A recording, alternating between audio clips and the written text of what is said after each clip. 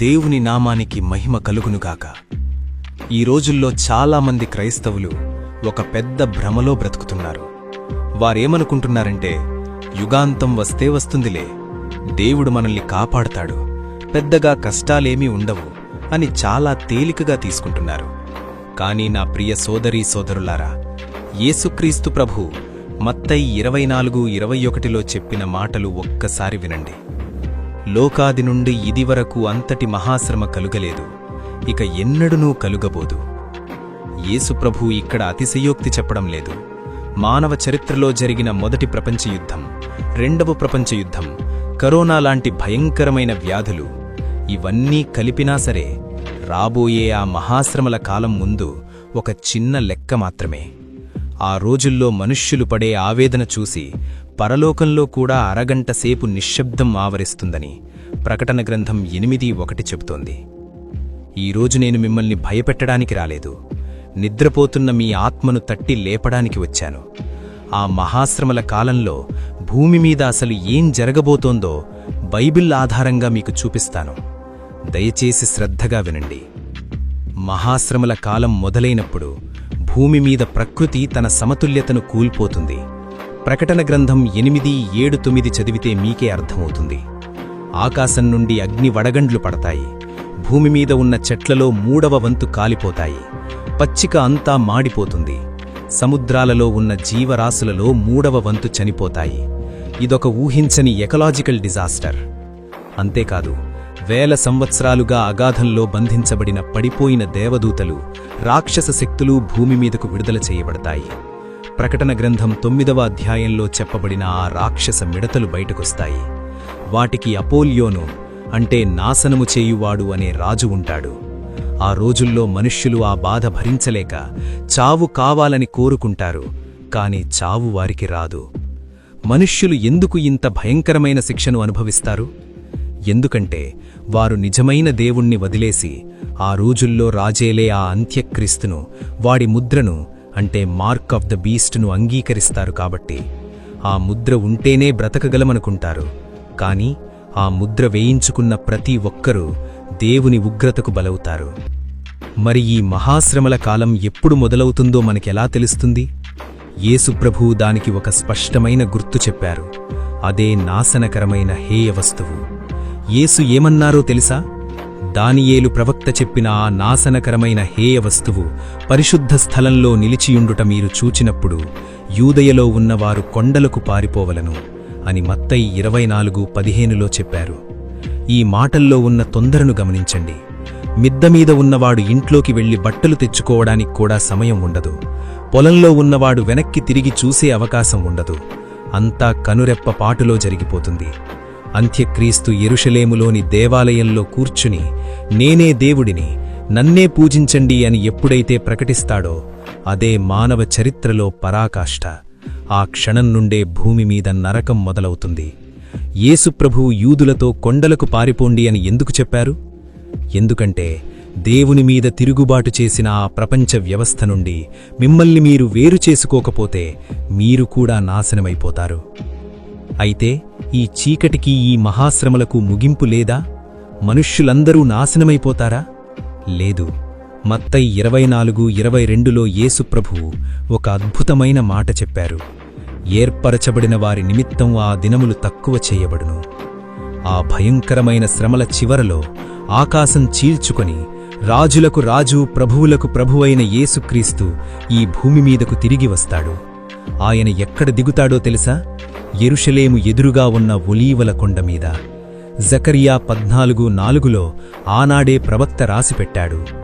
ఆ దినమున యెరూషలేము ఎదుట తూర్పు దిక్కున ఉన్న ఒలీవల కొండమీద ఆయన పాదములు మోపగా ఆ కొండ తూర్పు తట్టుకును పడమటి తట్టుకును విడిపోయి సగము ఉత్తరమునకు సగము దక్షిణమునకు జరుగును. హల్లెలూయా! ఆయన పాదాలు మోపగానే కొండలు బద్దలైపోతాయి. ఆ అంత్యక్రీస్తు సామ్రాజ్యం కూలిపోతుంది. చరిత్ర అంటే నాశనంతో ముగిసేది కాదు, అది క్రీస్తు విజయంతో ముగుస్తుంది. ఆయన తన రాజ్యాన్ని స్థాపిస్తాడు. అక్కడ కన్నీరు ఉండదు, మరణం ఉండదు. నా సహోదరా, నా సహోదరి, ఇవన్నీ విన్న తరువాత కూడా నువ్వింకా మౌనంగా ఉంటావా? ఇవి కేవలం కథలు కాదు, ఇవి రేపు పొద్దున జరగబోయే వాస్తవాలు. చాలామంది ఒక సూచన కోసం ఎదురుచూస్తున్నారు. పరిస్థితులు ఇంకా దారుణంగా మారినప్పుడు అప్పుడు చూద్దాంలే, అప్పుడు మారుమనసు పొందుతాన్లే అని వాయిదా వేస్తున్నారు. కానీ నేను దేవసేవకుడిగా నీకు చెబుతున్నాను, సమయం వచ్చినప్పుడు నీకు పశ్చాత్తాపపడే అవకాశం కూడా దొరకదు. యేసు ప్రభువు రాకడా అనేది నిజమైన విశ్వాసికి, నామకార్థ క్రైస్తవుడికి మధ్య ఉన్న తేడాను బయటపెడుతుంది. గుడికి వెళ్లడం, పాటలు పాడడం, పైకి భక్తిగా కనపడడం, ఈ వేషధారణ నిన్ను ఆ మహాశ్రమల కాలం నుండి రక్షించలేదు. నీకు కావలసింది ఒక మతం కాదు, నీకు కావలసింది యేసుక్రీస్తుతో ఒక నిజమైన సంబంధం. ఒక్కసారి ఊహించుకో, ఆ దినాన నువ్వు ఎక్కడుంటావు? నువ్వు దేవుని ఉగ్రతకు గురయ్యే గుంపులో ఉంటావా, లేక యేసుప్రభువు రాకడలో ఆయనతో పాటు ఎత్తబడే గుంపులో ఉంటావా? రేపు ఏమవుతుందో ఎవ్వరికీ తెలియదు. కృపగల కాలం ముగిసిపోతోంది. తలుపు మూయబడే సమయం ఆసన్నమైంది. దయచేసి నీ జీవితాన్ని సరిచేసుకో. ఇప్పుడే ఉన్నపాటున దేవుని వైపు తిరుగు. నాతో పాటు ఈ చిన్న ప్రార్థన చెయ్యి. ప్రభువైన యేసు, నా కళ్ళు తెరపించినందుకు వందనాలు. ఈ లోకంలో రాబోయే మహాశ్రమల గురించి నేను విన్నాను. నన్ను క్షమించు. నా నామకార్థ భక్తిని వదిలిపెడుతున్నాను. నీ రక్తం చేత నన్ను కడుగు. నీవు వచ్చినప్పుడు నేను విడిచిపెట్టబడకూడదు ప్రభువా. నన్ను నీతో పాటు తీసుకువెళ్ళు. ఈ రోజు నుండి నా జీవితం నీకే అంకితం. ఆమేన్. ఈ ప్రార్థన మీరు నిజంగా మీ హృదయంలోంచి చేసి ఉంటే కమెంట్స్లో యేసుక్రీస్తే నా రక్షకుడు అని టైప్ చేయండి. ఈ వాక్యం మీ ఆత్మీయ కళ్ళు తెరపిస్తే మీ స్నేహితులకు, మీ సంఘానికి షేర్ చేయండి. దేవుడు మిమ్మల్ని రాకడ కొరకు సిద్ధపరచునుగాక. నిద్రపోతున్న సంఘమా మేలుకో, కృపగల కాలం ముగిసిపోతోంది.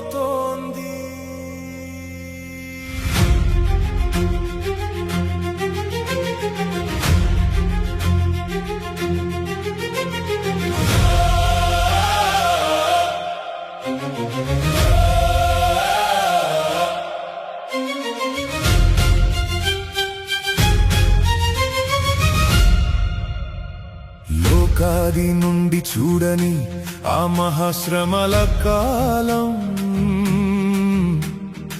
ఆకాశం నుండి అగ్ని రాలేటి భయానక సమయం,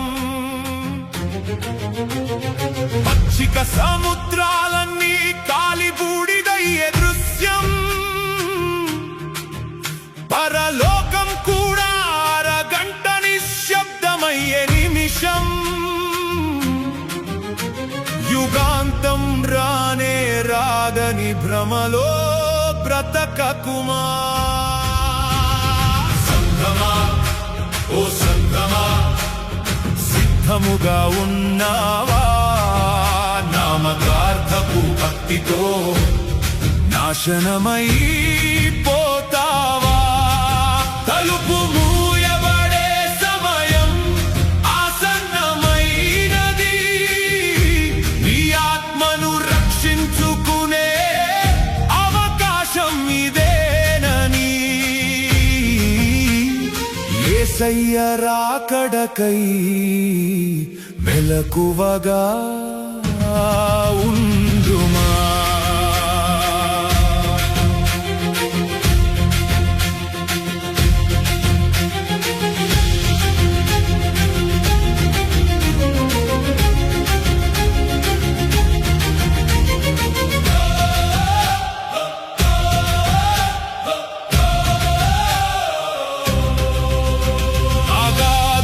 గుంట నుండి రాక్షస మిడతల దండు, చావును కోరుకున్న రాదయా దినమందు, పరిశుద్ధ స్థలములోన నాశనకరమైన వస్తువు, అంత్యక్రీస్తు ముద్ర వేస్తే అగ్నియారని గుండము, కొండల తట్టు పారిపో సంఘమా. లోకపు వ్యవస్థను వదిలి వేరుగా బ్రతుకుమా. కానీ ఆ శ్రమల చివర చీల్చుకుని ఆకాశం రాజులకు రాజు దిగి వచ్చే ఆ క్షణం ఒలీవల కొండపైన ఆయన పాదము మోపగా రెండుగా బద్దలై ఆ కొండ దారి ఇవ్వగా అంత్యక్రీస్తు సామ్రాజ్యం నీలమట్టమాయగా సంఘమా ఓ సంఘమా సిద్ధముగా ఉన్నావా నామకార్థపు భక్తితో నాశనమై పోతావా తలుపు మూయబడే సమయం ఆసన్నమైనది నీ ఆత్మను రక్షించుకునే అవకాశం ఇదేనని యేసయ్య రాకడకై మెలకువగా ఉండుమా. ప్రభువా యేసు నా కళ్ళు తెరిపించావు నా నామకార్థపు భక్తిని ఇప్పుడే వదులుతున్నాను నీ రక్తముతో నన్ను కడుగు నీవు వచ్చినప్పుడు నేను విడువబడకూడదు ఈ రోజు నుండి నా జీవితం నీకే అంకితం నన్ను నీతో పాటు తీసుకువెళ్ళు యేసయ్యా.